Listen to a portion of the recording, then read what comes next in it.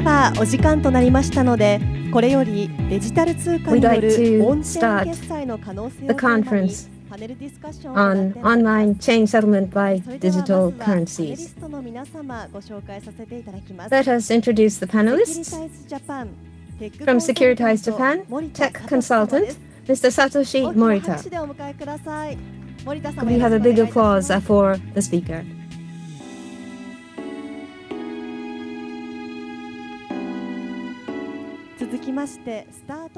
Next, we have Mr. Tomohiro Nakamura, CTO of Start Barn Inc.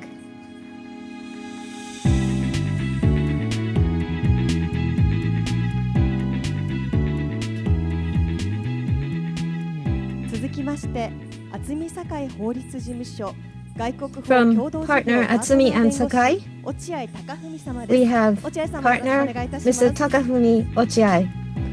We're happy to have you. 続きまして住友生命保険デジタルイノベーショ From ン Sumitomo Life, 秋山博信様 Manager of the Digital Innovation Promotion Section, Mr. Hironobu Akiyama. We look forward to hearing from you as well. そして最後にモデレーターを務めていただき And ま last す but のは not least, we have the moderator, Chief Digital Officer of au Financial Holdings, Mr. Tatsuto Fuji.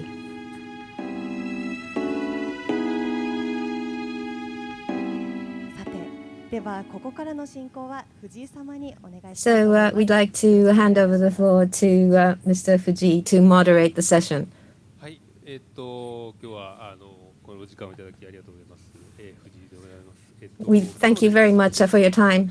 タイトルしましては、As for today's session, the title is On-Chain Settlement by Digital Currencies. ブロックチェーンかける決済というテーマで関連する Blockchain and on-chain settlement. We have people who are involved in this business who will be engaging in こ discussion. のセッションの背景なんですけれども、ブロックチェーン As for the backdrop to this session, 急速に進んで blockchain is rapidly penetrating, and it's not only crypto assets. To prove records that cannot be tampered with, consortium chains of companies are rapidly expanding, and that's my awareness. On the other hand, a public chain, social use is gradually starting.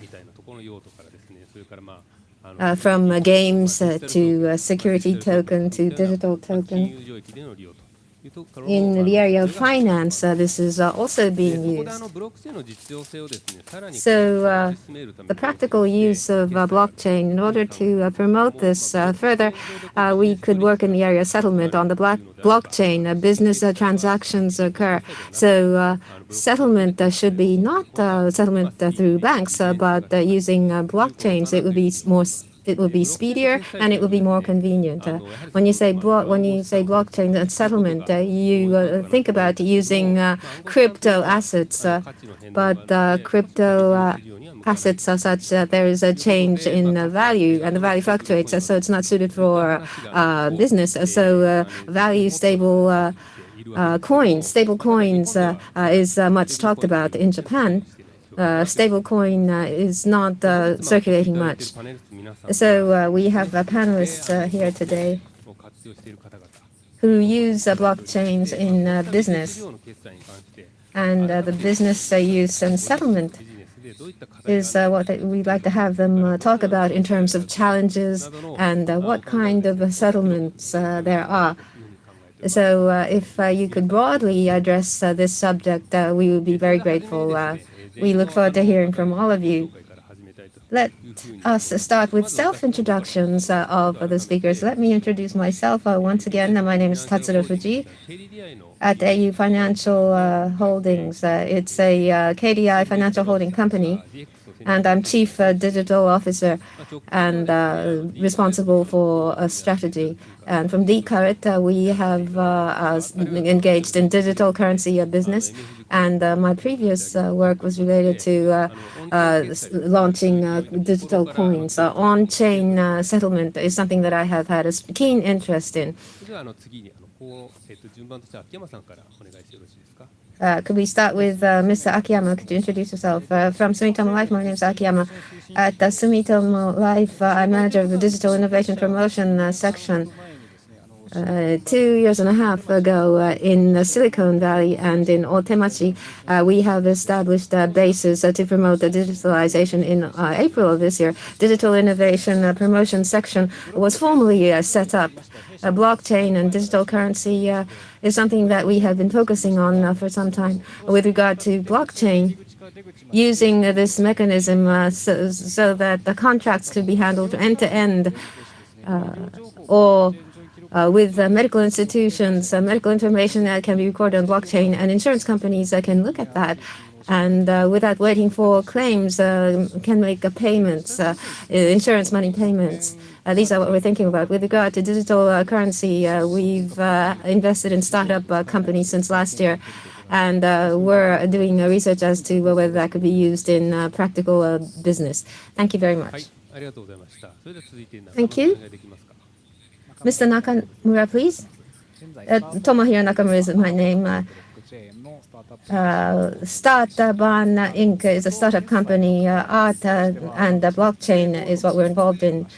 I joined Goldman when I graduated from university, and shares and settlement system is what we created, and we worked on fintech and the B2C and C2C application, demo, Shopify. These are something that we created, and after that, we've entered into the arena of blockchain. ICO platform is something that we've developed, and after that, I'm a CTO at Startburn. Art copyright management is managed through public blockchain. That is what we're aiming to do, and actually, rights of goods and settlement of the payment is something that cannot be separated. So, on-chain settlement is something that we have great expectations for. And Morita-san, please. From Securitize Japan, my name is Morita. Let me introduce the company.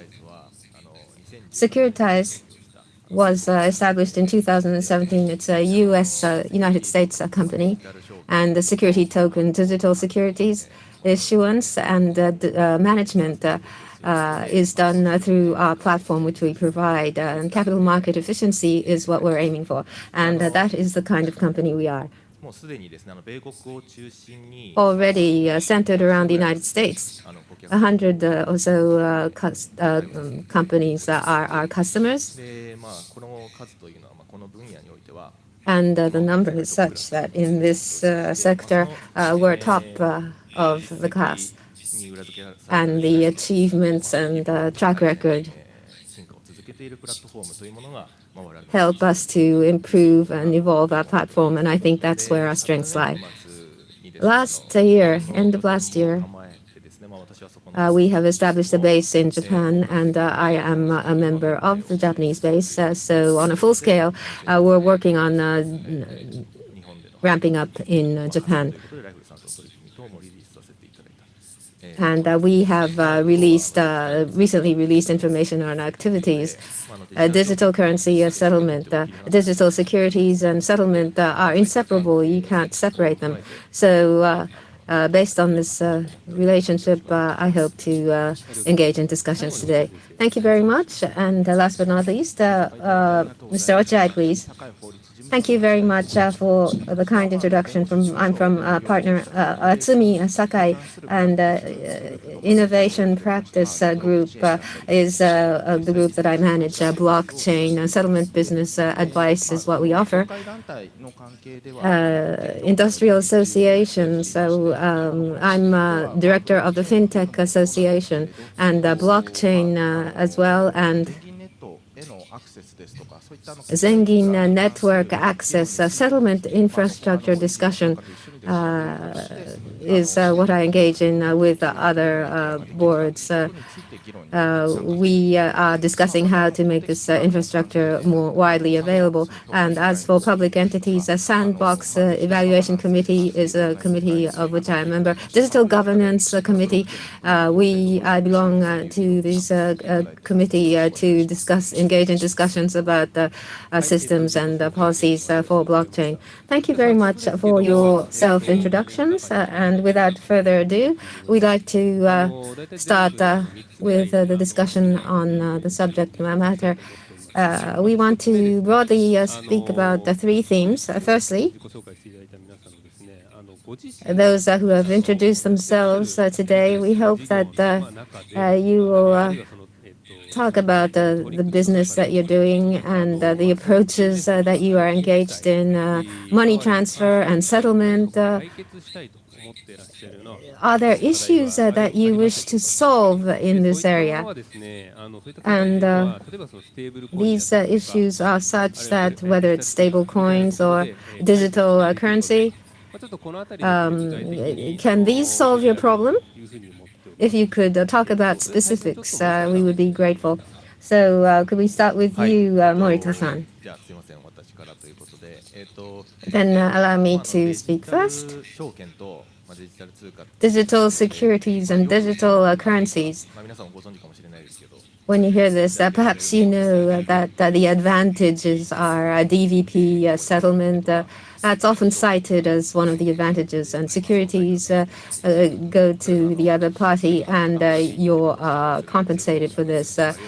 It should it's ensured that the transaction goes both ways. There are no failures. Through revision of laws, digital assets are becoming digitalized and tokenized, and face-to-face settlement digital currencies are used for these transactions. And as to whether these have been completed in terms of development, it's still not been done. In securitization, DVP conducting smart contract functions are being provided, but in the United States, stable coins are broadly used, USDC and others. So using this, we're able to engage in transactions. If you're trying to do this in Japan, there's nothing equivalent to the Japanese yen. And so there's talk about using crypto money such as Ethernet, and then there is volatility. And I believe that in the end we'll be able to solve this. So I hope that these will come to be used soon. That's one example of DVP, but of course there are other areas in which we can use, for example, a redemption and a dividend payment. And I have interest in using in those areas. I see. Thank you. So technically speaking, it can be implemented. And something like digital currency, if that is available, you will be able to have settlement, digital settlement in place. Yes. Technically speaking, yes, there's an established technology for that. Once it is done, we could have our own digital stable coin, but then there will be an issue of interoperability, and also legal positioning will also be a question, and therefore we need to have a legitimate framework that will be in compliance with law. Thank you very much, Morita-san, for that. Morita-san talked about digitalization in the banking area and changing the legacy field. Nakamura-san, your business model is new. In other words, you're trying to build a new ecosystem. What can you speak about from your business? Thank you for referring to our business as a new attempt. Our business is fully embedded in legacy. Who was holding on to which art piece from when to when? That's the history of an art piece, which is not captured at all. Rather than talking about settlement, this information, history of an art piece, change in ownership, is not kept, or even if it is kept, it is on paper, and therefore that is very difficult, the historical trail of an art piece. And tying of a settlement is also another matter. Having a proof that payment was actually done, this is in the root. The ownership of an art piece is a transaction, and have a reference to settlement, actual payment. That's one thing. And also another aspect is that art is a financial asset, and therefore keeping a historical track of at what price this art piece was transacted at. And also personal information, if that is to be kept or not, that will be in question with law, and therefore appropriate access control will need to be in place. This benefit of not writing the transaction is much bigger, and therefore I think it is very important to address that issue. And having said that, off-chain settlement record, tying that with on-chain settlement, like payment using cash or whatnot, tying that with the on-chain, off-chain settlement is possible. But what is the benefit of online settlement? The payment and the change in ownership is tied with the same transaction. It's very beneficial, and it would provide for comprehensive information and integrated information. But the hurdle to overcome is that in order for this kind of technology to spread, is the technology, law, and literacy will need to be addressed and developed comprehensively at the same manner. Things like smartphones or PCs that people use on a daily basis, having easy to use wallet is not yet possible, and easy to acquire and consume crypto asset is not yet available either. Ethereum is not accessible to the general public. For one thing, it's very difficult, and you will need to have an account at the exchange and get an Ethereum. That the hurdle to overcome is very high, and there's also the question of volatility, and also tax is an issue. Just using for commercial transaction, but a huge amount of tax may need to be incurred that would only alienate the people. So stablecoin, digital currency would require technology, law, and literacy enhanced. I have a lot of expectations on that front. Thank you very much for that. And I think you summarized our discussion very well. I appreciate for that. And I want to clarify one point. Nakamura-san, in your business, recording of settlement, you said, who is the subject of making the settlement? Who is receiving the payment? Well, at minimum, it's the historical trail that we want. But the way in which historical trail is kept is that between individuals, art is being transacted. These kind of transactions do happen. But another big movement is through galleries or auction houses, where transactions go through a big enterprise, big entity.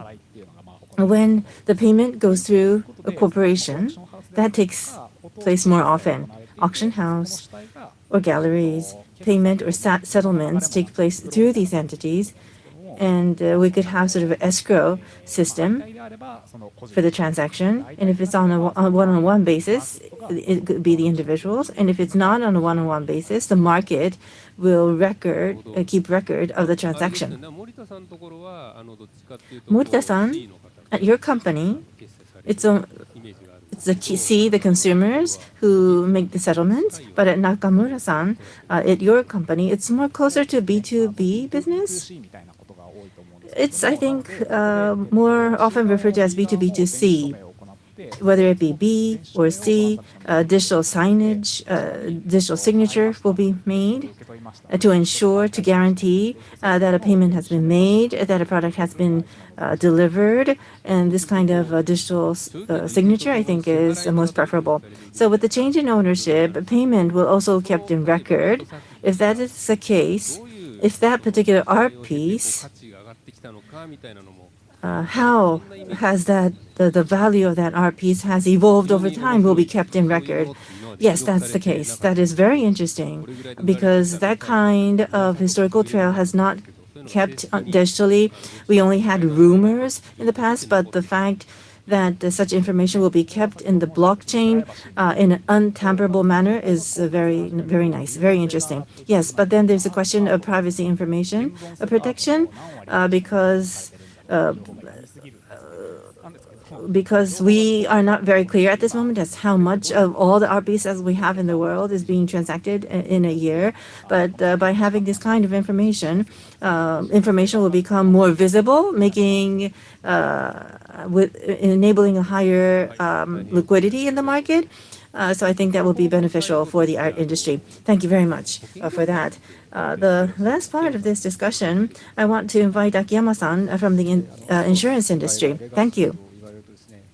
Art is embedded in legacy, you said, and insurance is more embedded in legacy, I'd say. Things that can be addressed immediately is like a premium.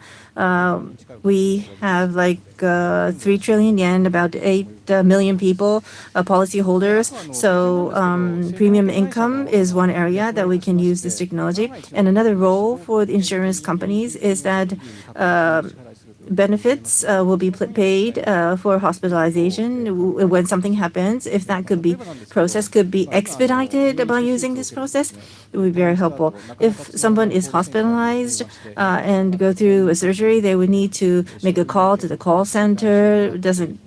They don't get their calls picked, and they have to submit their documents, and those documents are turned back because of some errors, and it takes so much time. It's very cumbersome. But if we focus too much on that area, it's like us taking a more defensive approach to this, and so it's not very interesting. But for example, a digital currency that can only be used in hospitals to pay for hospitalization benefits, that could be one area in which we can use this technology, and that could lead to a miscellaneous or fictitious claims being made to the company.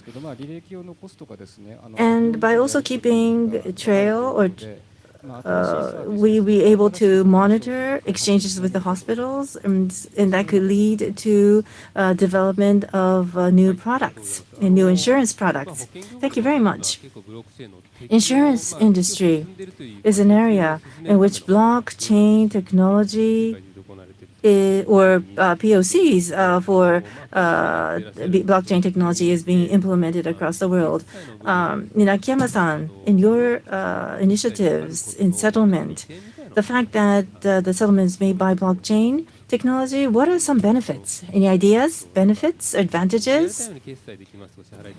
A real-time settlement or payment, when you say that, you can do that through other settlements means if you wanted to. But what are the merits of the blockchain settlement? As Mr. Fuji pointed out, in Japanese yen, we're settling using Japanese yen, and there's not much trouble.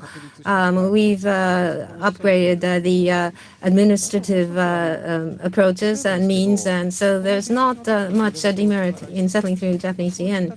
But how much was paid to the hospital and so forth by establishing records of all of this? What could not be covered through insurance in the past could be covered. We believe that new services will be born out of this, and that's our expectation. Thank you very much. In a nutshell, you talked about legacy, but to introduce something new is a high bar. And so there are lots of entities that have to respond to the needs, and it'll be a long road ahead. Digital currency in the insurance industry is something that I look on with great interest, and I sincerely hope that things will progress smoothly. Thank you very much. じゃあちょっと一つ目の質問は以上にさせていただきまして、ちょっと二つ目。And so much for the first theme, and let us proceed to the second theme. 本当はこのこのブロックチェーンのパネルはですね、Actually, this blockchain panel was to take place several months ago, but because of COVID-19, it's been deferred, and so we're having this discussion now. Several months ago, in digital currency, central bank issued digital currency was much talked about on newspapers and through other media and in general. And so there are large changes which I'm seeing. So on this panel, perhaps we could have you discuss your feelings. The central banks of different countries are talking about the CBDC, central bank digital currency. And with regard to this, if for retail purposes or for business purposes, when these emerge, CBDC, how would you want to leverage this, tap this? If there's something like a CBDC, the services that you're responsible for, will that change? And in fintech, how can this be used? If you could give a broad perspective on that as well, please. Could we start with you, Ochiai-san? Thank you. On CBDC, there's a very active discussion taking place, and Libra, discussion on Libra, has a large impact on discussions of CBDC, I assume. And as the discussion progresses, what kind of CBDC do we want? I think there are discussions on these emerging, whether it's for 2C or for 2B. The structure. How do we create the structure? That's one aspect. And for business purposes, there are many more cases when people are talking about the business use. And in terms of country, China, and such countries, what moves will come from these countries is an area of focus. On digital currencies, there's CBDC, and several have commented on stable coins, and this is issued by the private sector, and there's discussion about making use of this as well. The Libra discussion has triggered all of this. Financial characterization has not been sorted out clearly in Japan, and perhaps this is a challenge. And blockchain, in general, regarding blockchains, security and privacy, there are such issues, and money laundering perspectives also need to be reckoned with. So inclusive of all these issues, how do we guarantee the use of these coins? And the immediate discussion which is taking place is the BOJ net and the Zengin network, including fintech companies. If there's a potential for them to participate, the CBDC, non-blockchain using infrastructure, between these infrastructures, what are the advantages? Is it now that we should be talking about this, or is it 5 years ahead that we should do this? And I believe that that's where we find ourselves at the moment in terms of our discussions. Mr. Ochiai is director of the FinTech Association. The FinTech industry as a whole on CBDC or blockchain settlement, what are their views on these? 積極的にフィンテック企業が今活用する理由とかですね、もうthere's no reason to positively try to use these by fintech companies. Some have financial licenses, and so they have businesses on existing infrastructure. And so perhaps there's not much motivation for them to change. The Zengin network meetings, we participate as an association, and we talk to different companies. And on the immediate front, how we can use this as an infrastructure, how we can upgrade Zengin Light or the second Zengin or small amount of settlement are things that are being discussed. And most recently, it was announced that the JDivit framework, inclusive of banks, they are pursuing this, and such frameworks are being discussed in the past 1 or 2 years. What will be the conditions for entry and participation, and the commissions should be cheaper, and cashless settlement businesses can increase the frequency of remittances to merchants, or they can reduce commission costs. Could we come up with a cost structure to enable this? These are the areas of focus. If blockchains are more advantageous, naturally people think they want to transfer to this new system. Thank you very much for your comments on this topic. Could we ask you to comment, Mr. Morita? CBDC, as to whether it's a CBDC or stable coin. This overlaps with what I said earlier. I wish to use this, whichever it is. We hope that they'll be available for use as soon. Not only being available, but it has to be convenient to use. Now, when I talk about the convenience of use, that is, and the users being able to use it for settlement, but as business operators, to detect that there was a settlement, or that would be a trigger to set something else in motion, programmable. If this happens, I believe that we could find some use which is viable into the future. The other point in the talk about CBDC, I'm focusing on especially the characteristic that it's issued by central banks. And earlier on, there was much talk about the Libra, the private sector and banks issuing different issuers emerge in terms of digital currency issuance.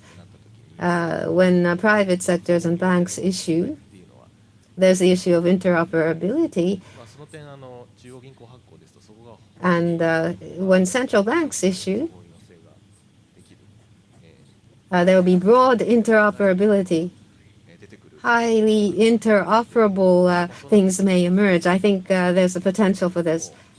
And then when that happens, users will be able to use this widely, and the operators can say that they will be able to respond to various needs. A simple digital resolution world that may emerge. And that's why I am focusing on this very much. Fintech ventures, you've talked about the aspect of technology as a fintech venture. Thank you very much for that. So much for the second theme. The last theme,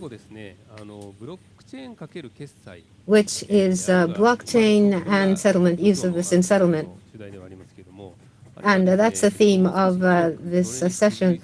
But broadening this a little bit in associated areas, technologies and trends that are being focused on. Could you talk about this? Could we talk, ask Mr. Akiyama? In terms of trends, since about 2 years ago in the United States, a blockchain federation has been established. And if we look at the contents, there are insurance companies or healthcare companies across industrial sectoral barriers. They're trying to work together. And it's meaningless if one company tries to do this alone. Startup companies and the industry across business boundaries, we believe we need to create associations and groups. smart contracts. And this ties in what was mentioned before. Insurance claims are very onerous, and there's a lot of burden on the customers. As if you have an operation, and if you can pay the hospital using smartphones, just smartphones. That is what we envisage. And by using blockchains, for example, with people that have the same values and awareness of risk, you can create an insurance group, and you can feed this into new businesses. Thank you very much. Alliance is a great word, and I think that fits very well with the field of blockchain. And Akiyama-san, your company is a major company, and the fact that your company, such a major company, is focusing on the benefits of blockchain suggests that we are facing a big turning point. My last question is to Nakamura-san. You are a CTO of your company, and you must be very sensitive to technologies and trends. And you could be very specialized in the way you explain this technically. I would appreciate if you could share with us some ideas you have on technologies. My area of focus in the area of Oracle. This is outside information outside of blockchain. How could that be written into the blockchain without in an accurate manner? When an on-chain settlement becomes the norm, settlement will be made either in a crypto asset or stable coins or whatnot. But off-chain settlement, credit card, payment through banks, and so forth, information to be written on-chain. Is that information accurate? How could the accuracy of the information be guaranteed? Will be a question. Let's say the weather in Nihonbashi. What is the value of the sensors? What is the dollar to yen exchange rate? What is being determined outside of the blockchain? How is that going to be accurately captured on blockchain? And art. Digital art will likely grow going forward, but there's also a physical art, and the change in ownership could be managed on blockchain. An actual art and the proof on blockchain, is it in sync? Is the movement synchronized? How could that be guaranteed? And if there is an error, how could that be rectified? There will be an issue. Information to be written in blockchain. But this is before writing into blockchain, so it has nothing to do with blockchain. But the benefit of blockchain is that information will not be tampered and falsified. And the fact that multiple operators could involved in the process, that's the benefit of blockchain. And in light of that, information that is fed into the blockchain, is that accurate or not? That is a normal question. Who is going to write in what information on blockchain? We need to have accurate information. What kind of reward will be given? If the wrong information is written in, what kind of a penalty will be given? Earlier I talked about sensors, but the sensors could refer to sensors that is captured through IoT, but how do we guarantee that the censored information is not correct? And how do we ensure that there is no third party involved? So I think we need to think in combination with technological development in other areas. An MFC card is be issued through our Start Bond Cert card. An EC chip seal is to be attached onto an art piece to ensure that the art piece and the blockchain the record is tied, and that should help partially the Oracle issue. And if this develops, and if we are able to ensure that the information is synchronized, that I think is the best way forward. Or you could have Oracle issue, but Oracle itself, how to provide the grounds for people to using blockchain to believe in it, how to provide building blocks for that is, I think, the important and difficult part because it's very difficult to establish. But this, I think, is a major pain point for blockchain to take off going forward. Is that something that needs to be addressed through technology? There's technological aspect and also governance aspect. Technically speaking or technological speaking, being able to mathematically prove that's best. But even if that is not possible, if a third party is able to verify that the information is correct and if an error is found, the fact that error was identified should be rewarded and penalty should be given to those who provided the wrong information. So there's this kind of scheme. And the other is governance, how to ensure what kind of consortium is necessary in order to ensure that the right information is provided. What are the rights? This information is wrong that was provided by this gallery or by this auction house. When a bad transaction occurred, how could that be rectified? Who has the right to point that out? That, I think, is a governance issue. Thank you very much. That was very clear. I think it's about time for us to wrap up this discussion. On blockchain, I think we were able to receive very valuable inputs from those of you who are involved in this area on a day-to-day basis. I hope this discussion was useful to those of you in the audience. Thank you very much. Please join me again in a big round of applause to the speakers on the stage.